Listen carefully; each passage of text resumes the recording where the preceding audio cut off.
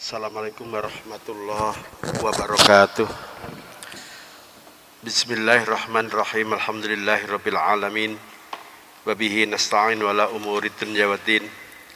Wassalatu wassalamu ala rasulina Muhammadinil mab'uts rahmatan lil alamin. Amma ba'd. Bapak-bapak, ibu-ibu, jamaah Masjid Darul Ilmi STIK PTIK yang dirahmati Allah, kita bersyukur memasuki waktu malam hari ini bersama-sama kita awali dengan melaksanakan salat maghrib berjamaah. Tentu harapan dan doa kita semoga seluruh ibadah yang kita laksanakan semuanya dicatat Allah sebagai amal soleh yang akan mengantarkan keridhoannya fid dini wad dunya wal akhirah. Amin amin ya rabbal alamin. Sekarang posisinya di hari Kamis tanggal 7 Syawal. Untuk itu saya ucapkan taqabbalallahu minna wa minkum taqabbal ya karim minal aidin wal faizin kullu am wa antum bi khair. Mohon maaf lahir batin, semoga Ramadan tahun ini betul-betul bisa mengantarkan diri kita menjadi pribadi-pribadi yang muttaqi, semangat beribadah selama bulan Ramadan tetap terbawa di bulan Syawal, Dzulqa'dah, Dzulhijjah, Safar, Rabiul Awwal, Rabiul Tsani, Rajab, Sa'ban, Ramadan, dan akhirnya ketemu Ramadan lagi pada tahun yang akan datang. Amin amin ya rabbal alamin. Bapak Ibu para jamaah yang saya hormati, malam ini kita akan melanjutkan kajian tafsir Jalalain. Setelah kemarin menyelesaikan suratul Fatihah, kita akan masuk untuk mengkaji tafsir surat Al-Baqarah. Qala al-muallifu wa nafa'ana bi ulumihi fid dharaini amin amin ya rabbal alamin. Suratul Baqarah utawi surat Baqarah ini itu madaniyatun, jadi kategorinya termasuk surat madaniyah. Madaniyah itu artinya surat-surat atau ayat-ayat Al-Quran yang diturunkan di kota Madinah dan sekitarnya, itu yang disebut dengan ayat madaniyah. Nanti ada juga kategori yang dinamakan ayat makiyah. Ayat makiyah adalah ayat Al-Quran yang diturunkan di kota Makkah dan sekitarnya, itu namanya surat makiyah.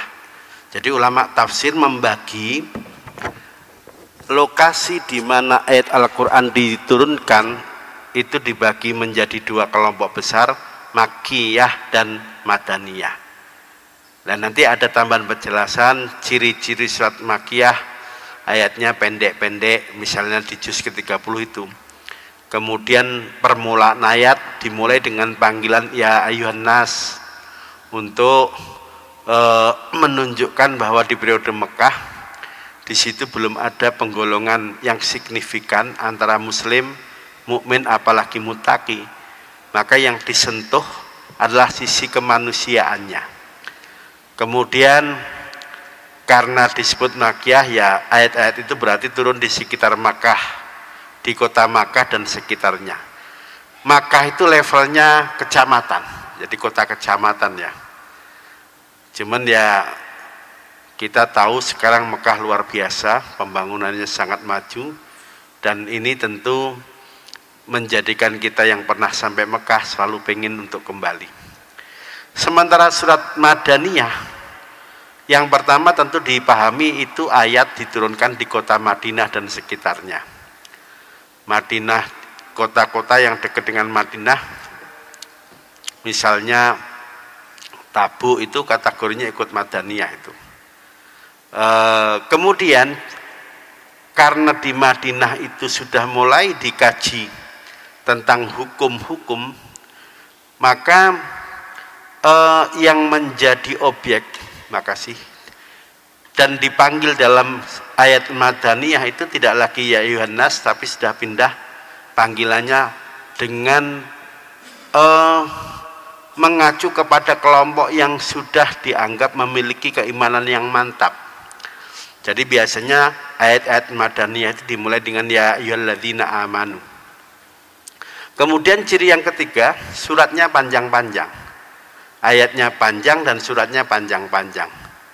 Terus yang keempat, dari sisi tema, ayat-ayat yang diturunkan di Madinah itu lebih banyak bicara tentang hukum, meskipun ada juga ayat yang mengisahkan umat-umat terdahulu.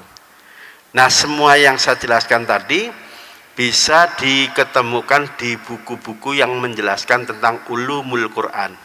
Silakan nanti dibaca salah satu kitab yang berisi tentang ilmu Quran.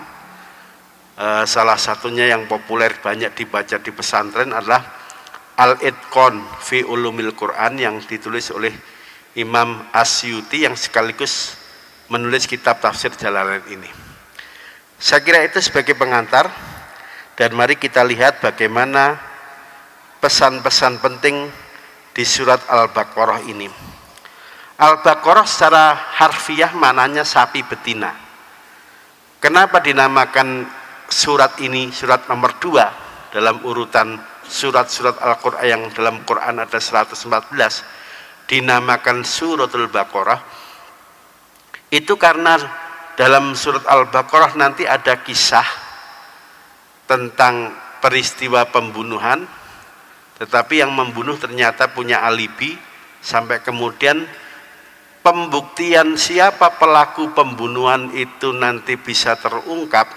Media yang digunakan adalah sapi betina, yang konon peristiwa pembunuhan itu terungkap ketika Allah menyuruh kepada Bani Israel untuk menyembelih sapi, dan setelah sapi itu dengan susah payah diketemukan, akhirnya disembelih, dan salah satu organ sapi itulah yang digunakan untuk membangunkan mayat yang dibunuh tadi, dan kemudian ditanya siapa yang bunuh kamu. Jadi mayat itu begitu dipukul dengan salah satu bagian dari sapi, ada yang mengatakan untuk mukul itu menggunakan ekornya, ada yang mengatakan menggunakan lidahnya.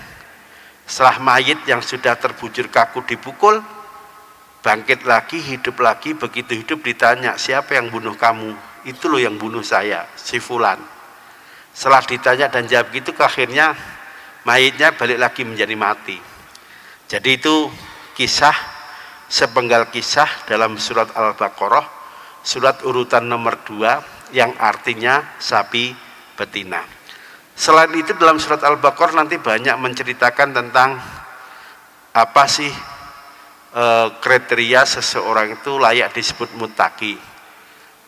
Kemudian ada penjelasan terkait kelompok manusia, mukmin itu siapa, kafir itu siapa, munafik itu siapa, ciri-cirinya seperti apa. Semuanya nanti dibedah dalam surat Al-Baqarah yang insya Allah akan kita baca tiap Rebu malam Kamis, Rebu pertama dan Rebu ketiga di masjid ini. Baik Bapak dan Ibu yang saya hormati, mari kita lihat kitabnya. Bagi yang di rumah memiliki kitab tafsir Jalalain, silakan dibuka halaman nomor 2. Suratul Baqarati madaniyatun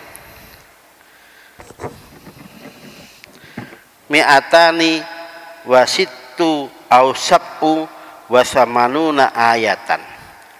Jadi surat Al-Baqarah itu menurut satu riwayat isinya 206 atau 7, 286 atau 287 ayat.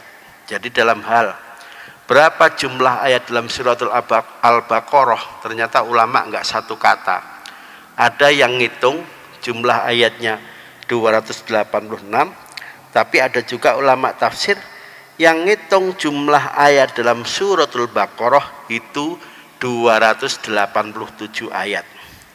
Pak, kenapa harus berbeda ngitung jumlah ayat dalam satu surat? Nanti kalau kita kaji dalam ulumul Quran, sebab-sebab kenapa ulama enggak sepakat ngitung jumlah ayat dalam satu surat itu, salah satunya adalah tentang Bismillahirrahmanirrahim. Apakah Bismillah yang ditulis setiap mengawali surat selain surat At-Taubah atau surat Al-Baroah itu dianggap dihitung satu ayat atau tidak. Jadi kalau kemudian nanti ada pertanyaan total isi ayat dalam Al-Quran itu berapa, itu ada yang menjawab 6.666, salah satunya ulama kita Imam Nawawi. Tapi ada yang menjawab 6.300 sekian, 6.400 sekian, yang akhirnya disimpulkan jumlah ayat itu 6.000 sekian. Sekiannya itu yang kemudian nggak sama, 300 apa 666 atau berapa. Sekali lagi, kenapa jumlah ayat yang dihitung ulama itu berbeda-beda, itu karena bismillah itu apakah dihitung sebagai ayat terpisah atau dia tidak dihitung. Karena umumnya penulisan surat dalam Al-Quran itu selalu dimulai dengan Bismillahirrahmanirrahim, dan kemudian ulama dalam hal menempatkan basmalah itu dihitung sebagai ayat tidak, ini terjadi perbedaan. Yang sepakat hanya satu, surat At-Taubah atau Al-Baroah surat urutan 9 itu tidak pakai Bismillahirrahmanirrahim, karena pada waktu Allah menurunkan ayat ini dalam posisi Allah murka atau marah, sehingga tidak diawali dengan bismillah. Tetapi selain surat At-Taubah selalu ditulis diawali dengan Bismillahirrahmanirrahim. Apakah kemudian bismillah itu dianggap ayat atau tidak, ulama tidak sama, pendapatnya tidak sama. Yang kedua, problem ada surat yang dimulai dengan ahruf al-muqatta'ah, huruf-huruf yang dieja dibaca satu persatu. Termasuk dalam surat Al-Baqarah ini kan dimulai dengan alif lam mim. Nah, pertanyaannya, apakah alif lam mim ini dihitung satu ayat atau tidak? Ini ulama nggak sepakat. Apakah semua surat yang dimulai dengan ahruful muqatta'ah ini dihitung satu ayat? Tidak, ini tidak. Ulama tidak satu kata. Ada yang mengatakan kalau hanya dimulai satu huruf enggak, seperti qaf misalnya, nun. Tapi kalau 3 huruf ke atas baru dihitung satu ayat. Yasin itu kan hanya 2. Kemudian kaf, ha, ya, ain, shad itu kan hurufnya banyak. Jadi ini yang menyebabkan kenapa ulama tidak satu kata ngitung jumlah ayat dalam satu surat. Termasuk dalam suratul Baqarah di tafsir Jalalain itu dimulai dengan Bismillahirrahmanirrahim. Pertanyaannya, apakah bismillah ini sekedar mengamalkan apa yang dikatakan Nabi setiap pekerjaan baik? Kalau tidak dimulai dengan basmalah maka abto ay maktuul barokah, berkahnya hilang. Dalam riwayat lain, kul amrin di balin layub tata ubil basmalah fawa ajdam. Semua perkara baik kok tidak dimulai dengan bismillah, maka perbuatan baik itu bisa kehilangan barokahnya. Maka meskipun bisa jadi surat ini tidak dimulai dengan bismillah, bismillah selalu ditulis, kecuali satu surat yang enggak pernah ditulis basmalah, yaitu surat At-Taubah. Bismillahirrahmanirrahim, dengan menyebut asma Allah yang Maha Pengasih lagi Maha Penyayang. Alif lam mim. Allahu ta'ala Allah itu a'lamu lebih tahu sapa Allah bimuradihi tentang makna yang dikehendaki bidzalika kelawan kalimat alif lam mim. Jadi ahli tafsir sendiri ketika menjumpai permulaan surat di situ diawali dengan huruf-huruf yang dibaca terpisah. Jadi alif lam mim itu namanya dalam ilmu Quran disebut ahruful muqatta'ah.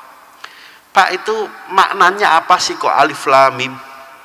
Umumnya ulama tafsir pasrah kepada Allah. Ya sudahlah, itu yang tahu hanya Allah. Kita nggak tahu maksudnya, maksud yang sebenarnya yang dikehendaki Allah itu seperti apa. Tetapi nanti ada sebagian ulama tafsir yang berusaha beristihad meletakkan arti alif lam mim itu, katanya alifnya itu simbol dari kalimat Allah, kemudian lamnya itu simbol dari malaikat Jibril, kemudian memnya itu simbol dari kalimat Muhammad. Jadi alif lam mim, di situ ada 3 entitas, 1 Allah, 2 malaikat Jibril, ketiga Nabi Muhammad.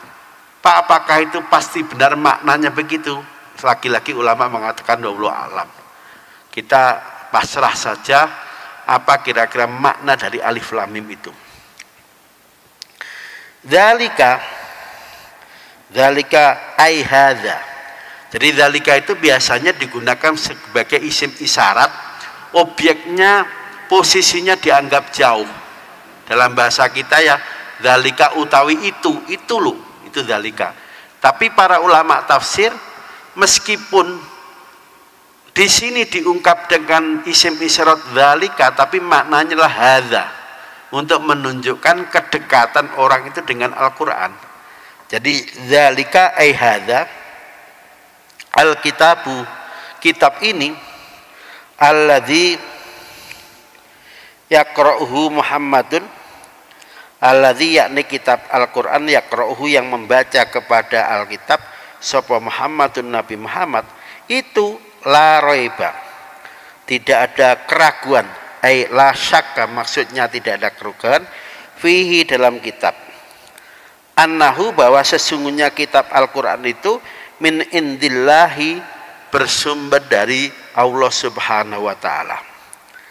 Jadi ulama tafsir ketika menjelaskan di surat Al-Baqarah setelah dimulai dengan ahruful muqatta'ah alif lam mim, kemudian Allah berfirman dzalikal kitabu, meskipun diungkapkan dengan dzalika, maknanya adalah hadzal kitabu, kitab ini.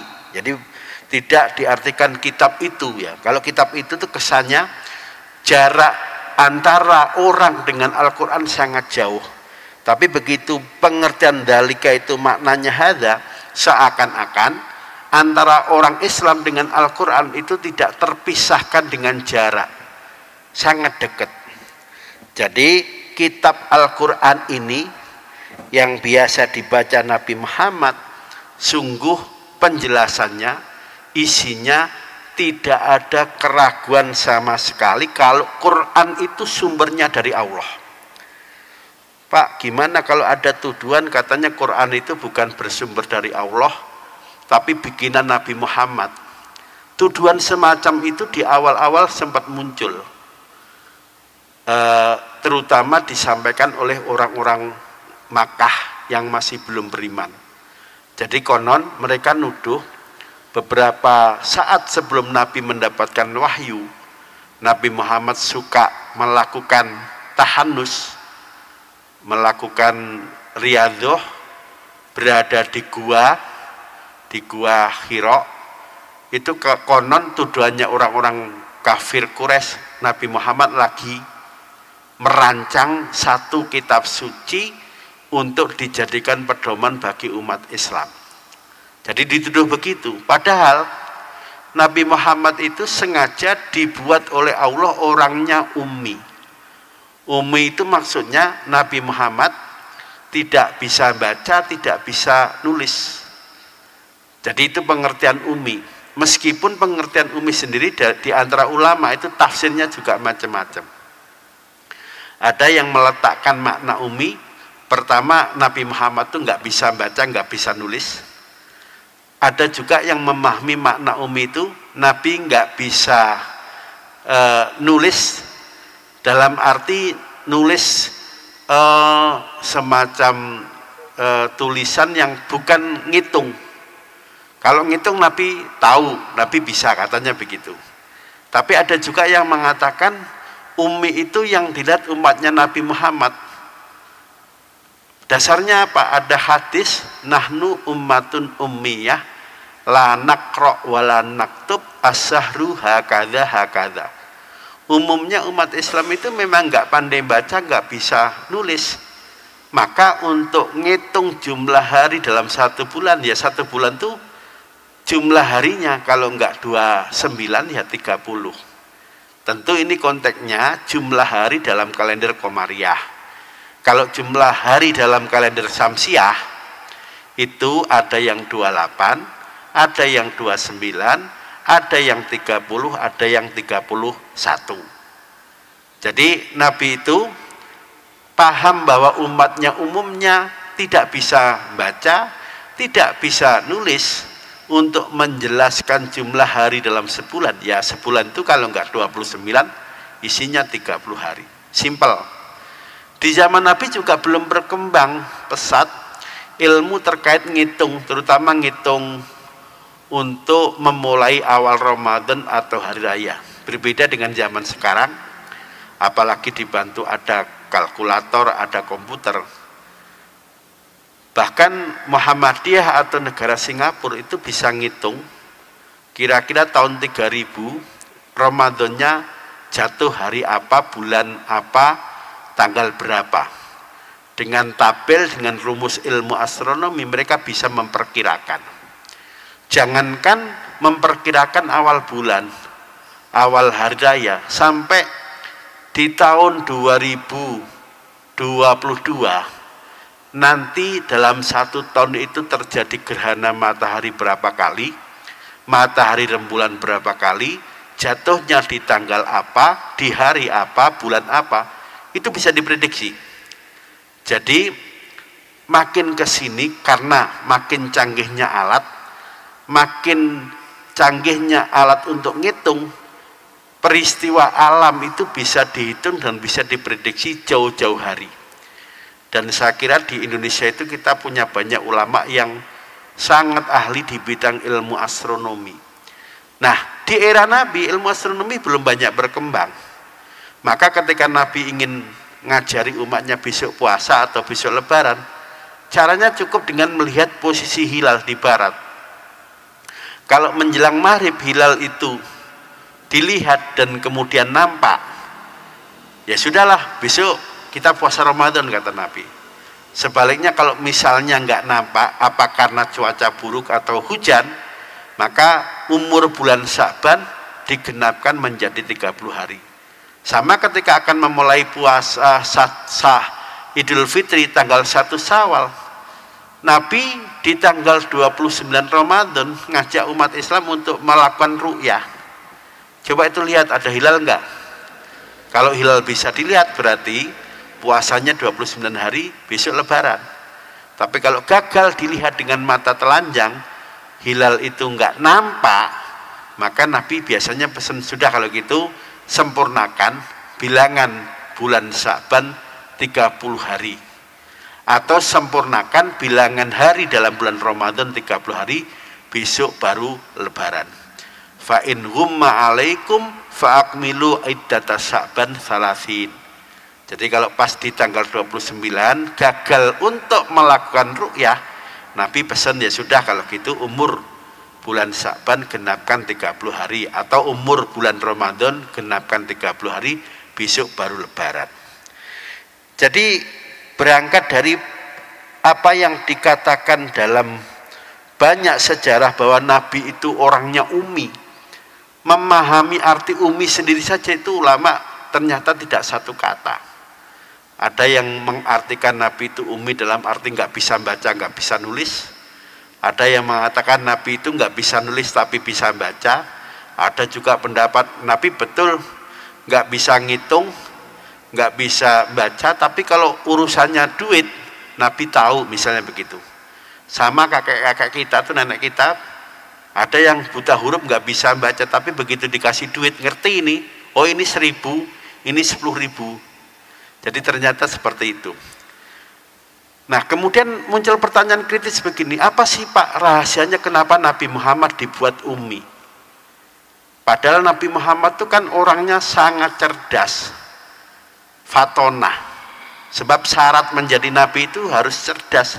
Tapi kenapa untuk baca itu kan modalnya hanya menguasai 29 huruf. Alif, ba, ta, sa, jim sampai ya itu. Kok sampai Nabi nggak menguasai 29 huruf? Dijawab, itu memang atas kehendak Allah. Nabi dibuat ummi tujuannya biar tidak ada tuduhan kalau Quran ini bikinan Nabi Muhammad, tapi wahyu yang bersumber dari Allah. Dan kita sebagai orang beriman wajib meyakini dengan sepenuh hati kalau Quran yang biasa dibaca Nabi, bahkan Nabi itu perlu tadarus dengan malaikat Jibril di tiap malam Ramadan, kita harus betul-betul yakin kalau Quran itu min indillah, wahyu yang bersumber dari Allah, bukan kitab yang dikarang atau yang ditulis oleh Nabi Muhammad. Tujuannya ke sana. Jadi di sini Allah mengawali, memberikan satu instruksi kepada kita bagaimana sikap kita kepada Al-Quran. Hudan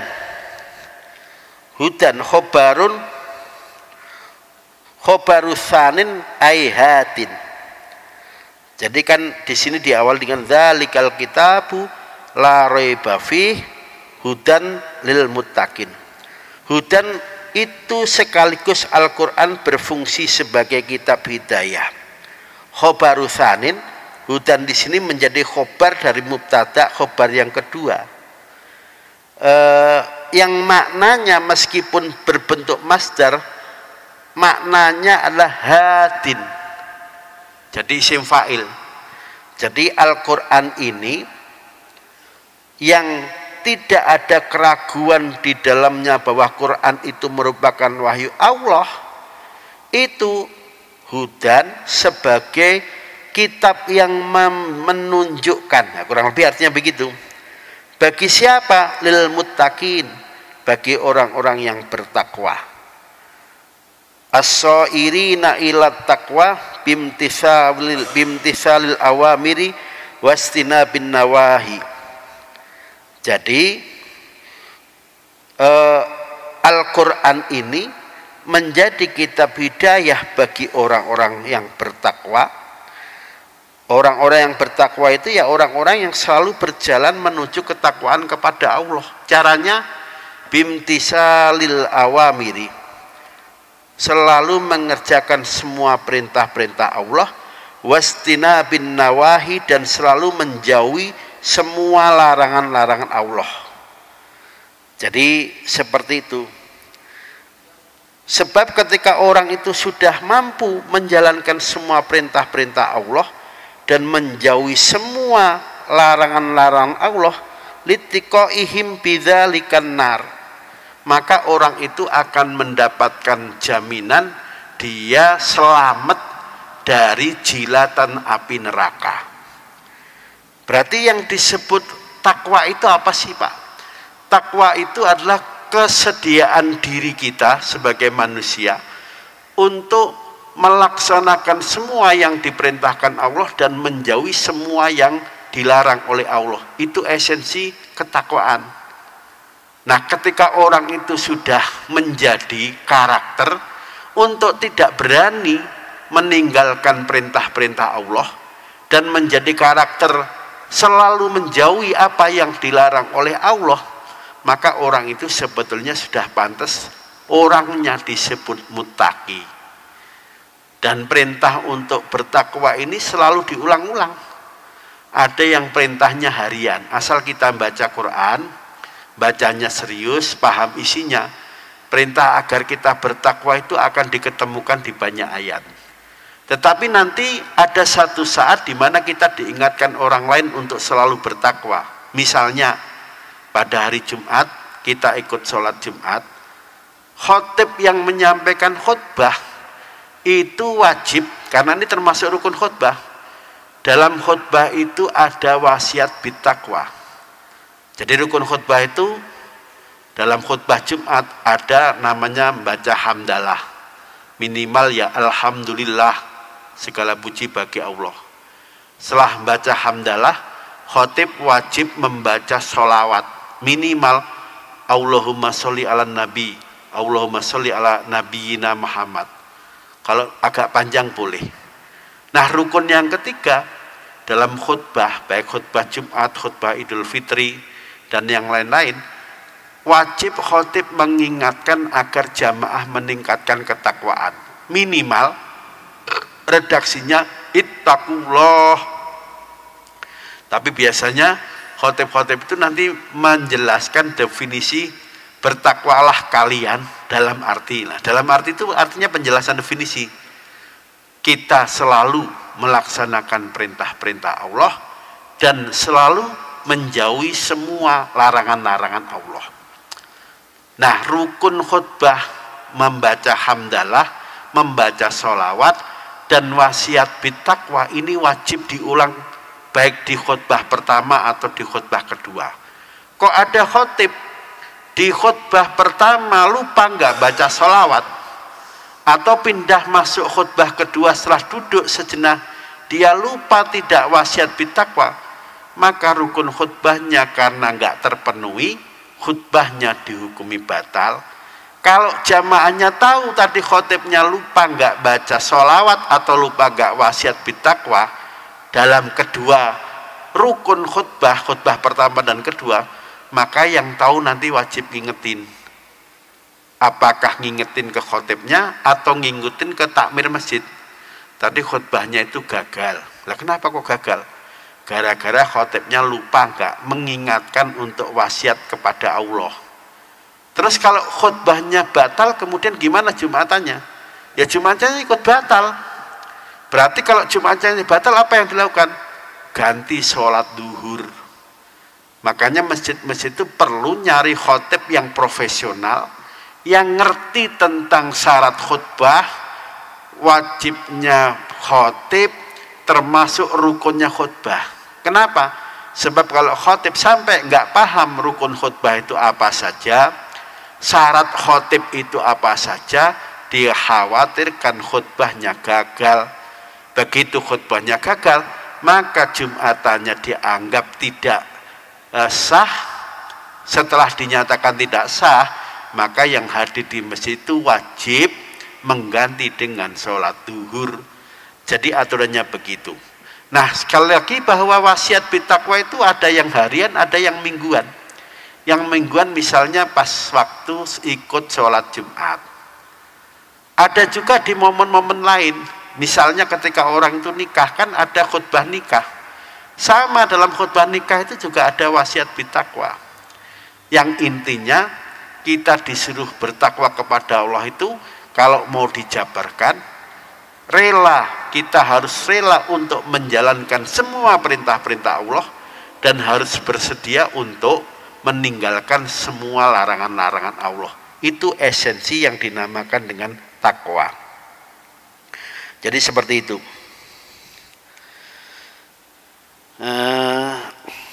Alladzina yu'minuna. Alladzina, siapakah yang dinamakan orang-orang yang bertakwa? Orang-orang yang bertakwa atau mutakin itu alladzina, isinya orang-orang. Yu'minuna, yang mengimani sapa alladzina, yusaddiquna, maksudnya yang selalu membenarkan sapa alladzina bil ghaibi, terhadap barang-barang yang gaib. Jadi syarat untuk bisa menjadi orang yang bertakwa itu pertama kita harus membenarkan apa saja yang diciptakan Allah tapi kategorinya dia gaib. Apa artinya gaib itu apa? Gaib itu artinya sesuatu yang tidak hadir di depan kita, di depan mata kita, itu namanya gaib. Atau sesuatu yang nggak nampak. Nah, nanti ulama membagi gaib itu dibagi menjadi dua, ada gaib mutlak, ada gaib nisbi. Gaib mutlak adalah gaibnya sesuatu, samar-samarnya sesuatu, dan kesamaran itu berlaku sampai nanti di hari kiamat. Orang tidak mengetahui esensinya, tidak paham substansinya. Nah, terus contoh dari gaib mutlak itu apa Pak? Ya seperti gaibnya Allah.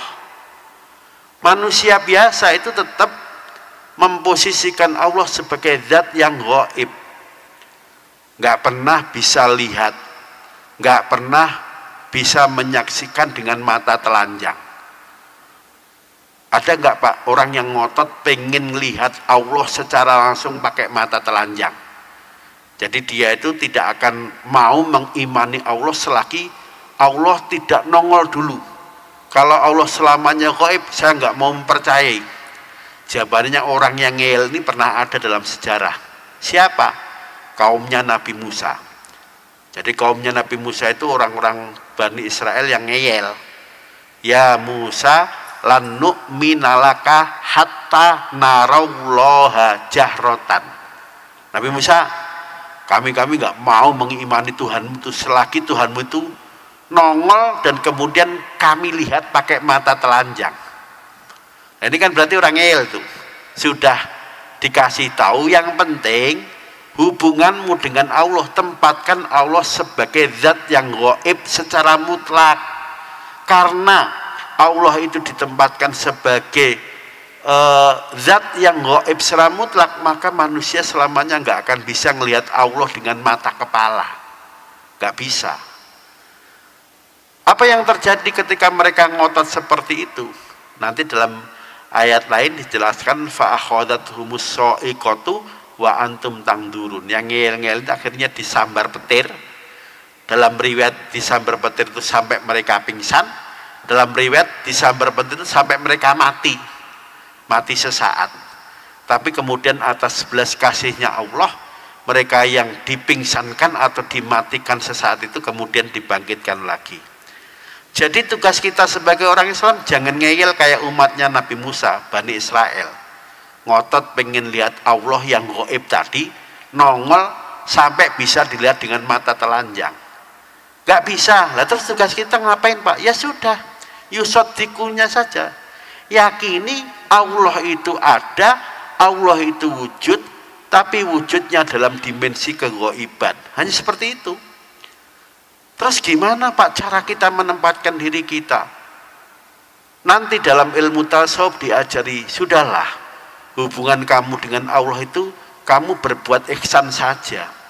Caranya ya pada saat kamu beribadah, yakini seakan-akan kamu melihat Allah itu ada di situ, sehingga ibadah yang kita lakukan bisa dilakukan dengan khusyuk. Tapi kalau nggak sanggup, kita seakan-akan menghadirkan Allah ada di depan kita, melihat gerak-gerik kita, ya sudahlah, kita yakin saja bahwa Allah itu dalam posisi selalu ngontrol, mengawasi apa yang kita lakukan. Jadi makna ihsan, konteksnya bagaimana kita menempatkan diri kita kaitannya dengan Allah sebagai zat yang gaib itu seperti itu. Anta budawullah ka'annaka tarahu fa illam takun tarahu fa innahu yaroka. Itu penjelasan Nabi Muhammad sendiri ketika ditanya tentang pengertian ihsan seperti apa. Nah, yang kedua, gaib itu ada gaib nisbi. Bagi yang nggak pernah lihat, barang itu gaib. Tapi bagi yang pernah lihat, apalagi pernah berada di situ, maka barang itu nggak gaib lagi. Apa, Pak, contohnya? Sesuatu ditempatkan sebagai gaib nisbi. Ya contohnya seperti surga. Bagi yang belum pernah masuk surga, ya surga itu gaib itu. Tapi bagi Nabi Adam, bagi Hawa yang pernah tinggal di surga, surga nggak gaib. Nabi Muhammad yang pernah diperlihatkan surga pas peristiwa Isra Mi'raj, surga tidak gaib lagi bagi Nabi. Termasuk rahasia ketika berada di alam barzah, alam kubur. Bagaimana orang-orang yang meninggal dalam posisi dia punya amal soleh, dan kemudian Allah ngasih persekot nikmat surga bagi yang sudah mengalami indahnya bagian dari taman-taman surga di alam barzah, maka itu tidak gaib lagi. Tapi bagi orang-orang yang belum pernah masuk di wilayah itu, dia hanya dengar cerita bahwa alam barzah bagi orang yang soleh itu seperti ini, alam barzah bagi para preman itu isinya mengerikan seperti ini. Itu hakikatnya masih menjadi berita gaib. Jadi intinya kita harus, kalau pengen ditempatkan sebagai orang-orang yang mutaki, syaratnya mutaki itu yang kedua, kita harus meyakini bahwa yang gaib itu ada. Baik gaib yang sifatnya mutlak, contohnya Allah, kegaibannya Allah, atau gaib yang sifatnya relatif. Jadi orang-orang yang nggak pernah lihat jin, berarti jin itu gaib. Tapi bagi orang-orang yang tiap hari ketemu dengan jin, ngobrol dengan jin, berarti jin tidak gaib. Sama bagi orang-orang yang pernah, misalnya tadi yang sudah saya ceritakan, yang tidak pernah nyampe ke langit 2, langit ketiga, berarti dimensi langit kedua tiga itu gaib. Tapi bagi yang pernah melesat sampai sono, berarti itu gak gaib. Bagi yang gak pernah nyampe Singapura, maka apa yang dinamakan dengan apa itu yang ada singanya itu, Malian Pack itu, ya itu berarti gaib itu. Tapi bagi yang pernah ke sana atau lihat videonya tentang taman itu, berarti dia nggak gaib lagi. Tapi sebetulnya kita hubungannya dengan barang-barang gaib itu tidak wajib untuk berusaha lihat, apalagi membuktikan. Bagi kita orang-orang yang bertakwa cukup mengimani bahwa itu ada. Dulu sempat ada tayangan di televisi, namanya apa itu, uka-uka atau apa itu, nongkrong semalaman, ya pemburu hantu ya, nongkrong semalaman di bawah pohon beringin. Ngapain? Mau buktiin di sini yang tinggal pocong atau gendruwo. Sebetulnya secara agama itu nggak dituntut kita repot-repot untuk buktiin itu penunggunya siapa. Udah yakini saja kalau itu tempatnya angker mungkin ya. Tapi sebetulnya jin setan itu kalau kita berani, dia nggak akan berani jalin kita. Kenapa mereka suka nongol, suka ganggu, itu karena kita penakut. Seandainya kita nggak penakut, mereka akan nyari orang yang takut.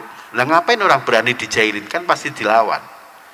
Jadi sekali lagi nggak perlu ada acara pembuktian, apa istilah acaranya itu, pembuktian setan, hantu dan sebagainya. Karena benda-benda atau makhluk semacam ini posisinya hanya wajib diyakini, diimani saja, tidak wajib kita membuktikan keberadaan mereka. Jadi seperti itu penjelasan alladzina yu'minuna bil ghaibi bima ghaba anhum minal ba'si wal jannati wan nar. Bima terhadap sesuatu ghaba yang tidak nampak, apa ma'anhum dari orang-orang mutakin. Lama itu isinya apa? Minal ba'si, nanti kebangkitan di alam akhirat, wal jannati tentang keadaan surga, wan nari dan keadaan neraka. Jadi yang sudah pernah lihat surga, apalagi tinggal di surga, berarti surga itu tidak gaib. Tapi bagi kita-kita yang belum pernah tahu surga, belum pernah nyampe surga, berarti surga itu gaib. Sekali lagi itu cukup diimani.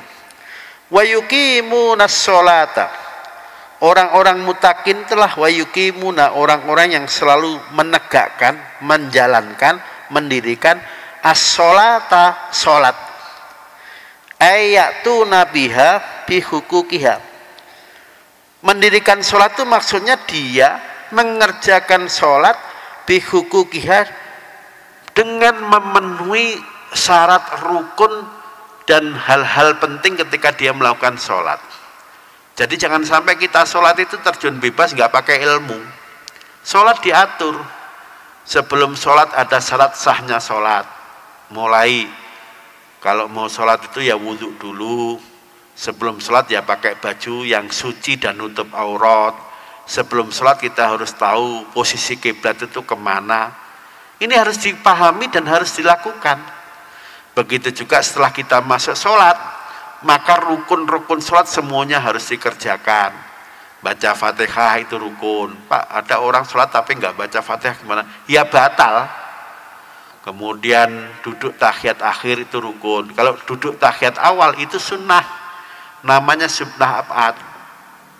Jadi kalau ada imam ngimami sholat zuhur, masuk rakaat kedua dia lupa nggak duduk tahiyat, langsung berdiri, gimana Pak? Diingetin nggak imam? Kalau diingetin nggak tahu ya biarin aja.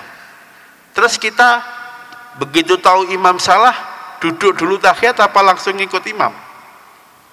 Kalau posisi kita makmum dan tahu imam tadi nggak duduk tahiyat awal, diingetin nggak denger, maka sebagai makmum wajib ngikuti gerakan imam. Kok kita nekat duduk nggak niat misah jamaah mufarokoh, maka yang makmum yang tetap duduk tahiyat awal sementara imamnya bablas berdiri, yang nekat tetap duduk malah sholatnya batal. Lah nanti begitu tadi lupa nggak duduk tahiyat awal, masuk tahiyat kedua sebelum salam, sunnah sujud sahwi. Itu caranya. Jadi salah satu ciri-ciri mutakin berikutnya adalah wa yuqimunas sholata ay ya'tuna biha bihukukiha. Mereka mengerjakan sholat sesuai syarat dan rukun yang ditetapkan ulama. wa mimma rozaknahum, wa mimma dan dari sebagian rizki rozaknahum yang kami Allah merizkikan kepada mereka, atainahum maksudnya kami Allah memberikan rizki kepada mereka, itu yungfikun, mereka infakkan fi taatillah dalam rangka untuk meningkatkan ketakwaan kepada Allah. Walladzina dan syaratnya, walladzina dan orang-orang mutaki itu yu'minuna mereka mengimani sapa alladzina bima unzila ilaika, bima terhadap kitab suci unzila yang diturunkan apa ma ilaika kepadamu Muhammad, ayat Al-Qur'an maksudnya mengimani Al-Qur'an, wama dan mengimani kitab suci unzila yang diturunkan apa ma min qablika kepada nabi-nabi sebelum Nabi Muhammad. Isinya apa? At-Taurat, kitab Taurat, wal Injil dan Injil, wa ghairihima dan selain Taurat dan Injil. Wabil akhirati dan yang namanya mutakin itu terhadap alam akhirat, hum utai mereka itu yukinun, mereka sangat yakin datangnya hari akhirat, hari akhir. Ya'lamun maksudnya mereka semuanya tahu bahwa nanti ada alam akhirat. Ulaika ala hutam mir rabbihim wa ulaika humul muflihun. Orang-orang yang seperti di atas, yang disifati di atas, mereka sholat, mereka zakat, mereka infak segala macam, itu selalu dalam naungan petunjuk dari Allah. Dan mereka yang seperti itu, ulaika humul muflihun, mereka yang akan hidup beruntung di dunia dan beruntung dalam kehidupan di akhirat kelak. Inilah penjelasan dari 5 ayat dalam tafsir, dari 5 ayat surat Al-Baqarah. Penjelasannya memang agak ringkas seperti apa yang dijelaskan oleh Imam Al-Mahali dan Jalaluddin Asyuti dalam kitab Tafsir Jalalain. Berikutnya, ayat-ayat berikutnya insya Allah akan disambung pada 2 Rabu yang akan datang. Terima kasih. Usikum ba'iyya ya bitaqwallah wa wal muwaffiq ila aqwamit thariq. Assalamualaikum warahmatullahi wabarakatuh.